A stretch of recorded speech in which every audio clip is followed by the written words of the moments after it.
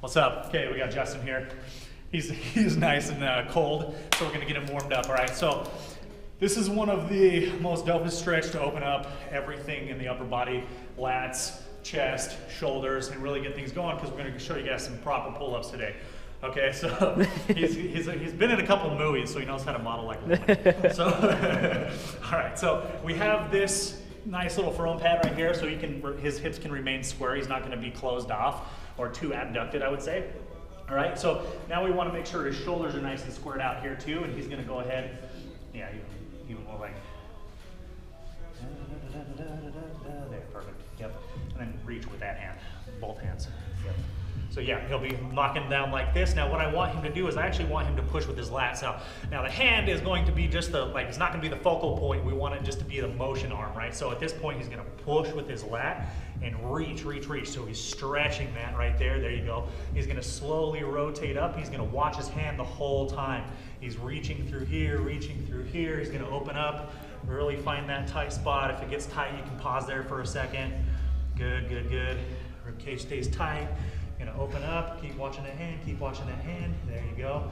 Now he's gonna open up, he's gonna start stretching the chest out. So he's gonna try to keep this as tight as possible, and then slowly open that hand up, and palm to the ceiling. There you go. Now keep rotating down, keep reaching through the chest. There you go, keep reaching, keep reaching. Now you're gonna rotate all the way, palm down, thumb down into the ground. Then he's gonna push back down. This is gonna turn on his lat, and he's gonna sit that thing right down into his pocket. Bam, just like that, right? So he's gonna rotate one more time. Ideally, we wanna go 3 times, and then he's gonna start pushing with that lat again. Good, go ahead. Yeah, push with the lat, push with the lat. Bring that in.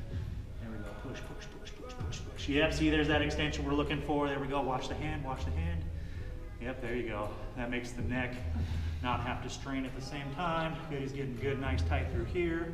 Good, thumb's gonna go down into the ground. Oh, but Yep, reverse, there you go, just like that, nice, and then push through and activate that lat back on.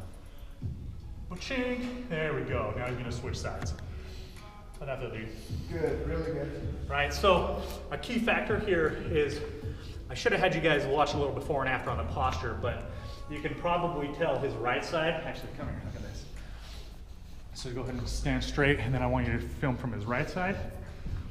As you can see, his right side is wide open, and actually this left side's slumping a little bit, so if you come onto this side over here, that's weird feeling, isn't it? Yep, you can see it right on, and then come straight from the chest, Josh. There you go. So you can see this side's been opened up, this side hasn't, so you can see how this side's kind of curled forward a little bit, and this side, so we're talking about posture. He's turned on his lat, which that's the biggest part with lats and why we're gonna focus on lats today is because it's responsible for pulling your shoulder back and down, okay? A lot of us are so hyper-focused up in the traps and up in the rhomboids that we create that static posture to where we're all like keyboard typing or just slouching the whole time, okay? So let's pop down. No, get the next one. All right, so now you can see everything has changed nicely. So this is easily pulled back. Is it even hard to hold that anymore? No. It felt a little rough at first, right? Yeah. Cool, you can also tell right back here, his lats are both turned on nicely going down through here. These lats are on, and then that's nice and relaxed as well. So it doesn't have to be holding that position, because a lot of us think posture is this, the rib cage breaks open, that leads into shitty pull-ups. So that's what we're gonna cover next. Cool. All right, so pull-up time. All right, so this is probably one of the biggest messed up movements of all time.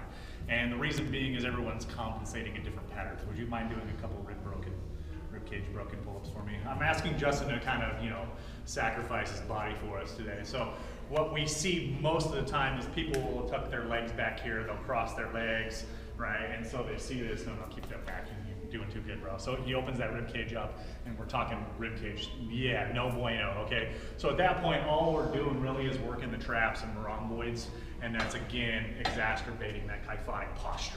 Okay, so what we want to do is we want to maintain a hollow body being a gymnast position to where your feet are out front, your lower abs are engaged, almost tucked a little bit, and your glutes have a little bit of tension in them, okay? So what I want a lot of people to do, Justin's tall enough where he can jump up, he's been doing a lot of pull-ups, he can do muscle-ups quite easy. So most people, they want to actually step off a bench, and so what you'll do is you'll kind of just one foot off in front, and then start that hang. There you go, and then the next foot off, and then you can follow through. So his abs are going to stay tight. He's going to pull through his lats first, moving up into that position. So his feet are never going to move forward or backwards. That's the whole goal, okay? So what we're trying to do is go ahead and hit that pull-up again.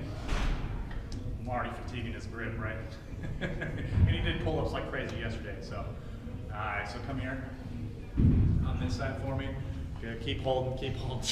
All right, so go ahead and come back down and hold that position. Now, a lot of people, what I want them to do to kind of even warm up is actually just some basic scapular retraction. So you can have your feet on the bench with your knees forward a little bit to make sure the lower abs stay engaged again, but we can also hang if he wants, but we'll have him stake his feet on the bench so he doesn't fatigue his grip, all right? So go ahead and hang for me just a little bit.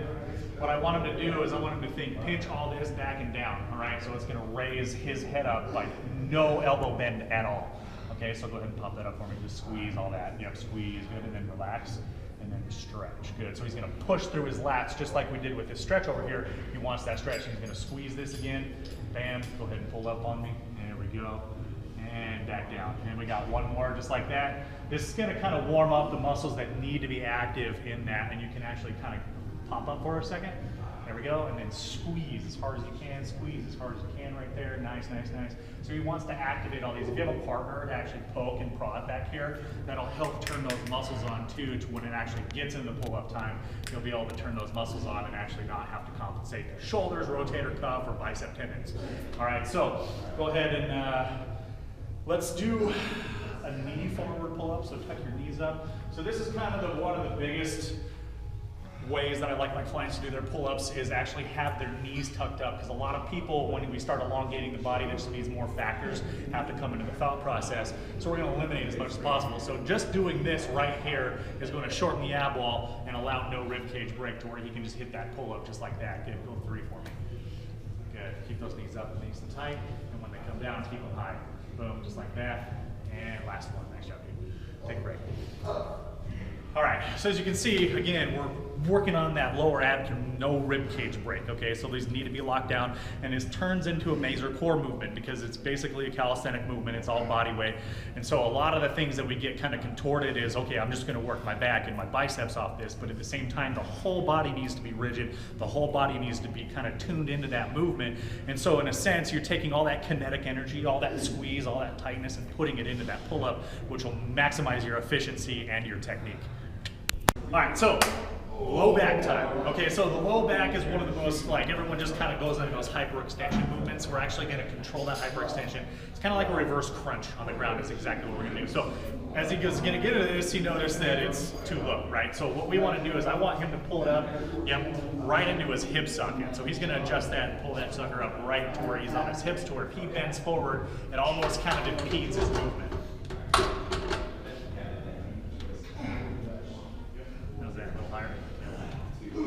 Tall people problems.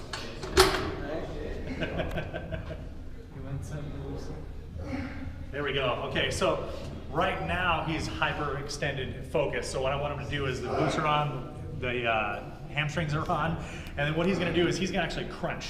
Yep. So squeeze those abs, squeeze, squeeze, squeeze, squeeze, squeeze, and then reverse crunch. Now squeeze the low back. That's it. Yep. Crunch again. Nice crunch, and then squeeze back up. Just the erectors. Yep, up a little bit more, up a little bit more, bam, just like that, cool, and then reverse that.